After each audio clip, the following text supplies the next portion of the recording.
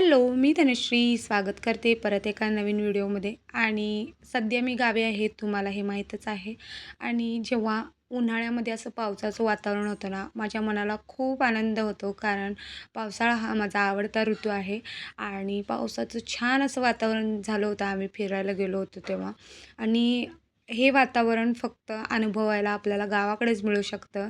आणि ही शांती जी मनाला मिळणार आहे ती फक्त गावाकडेच मिळते. शहरात या गोष्टी आपल्याला अनुभवायला मिळत नाहीत. खूप छान माझी संध्याकाळ झाली होती ही. येता येता अशी बरीच फणसाची झाडे, त्यासोबतच बैलगाडी. आता तुम्ही म्हणाल, हिने काय हे आधी पाहिलं नाही काय? तर याचा आनंद यासाठी होतो कारण माझी मुलगी जरी शहरात वाढत असली तरी तिला ह्या गोष्टी मला दाखवणं पॉसिबल झालं आणि तिला शिकवता आलं, याचा आनंद मला नेहमीच होत असतो. संध्याकाळी मम्मीने इडलीचा बेत घातला होता, सोबतच ही अशी चटणी बनवली होती. संध्याकाळची 3:30ची वेळ झाली होती. मस्त असं दोघींनी शुभम करोती म्हटलं.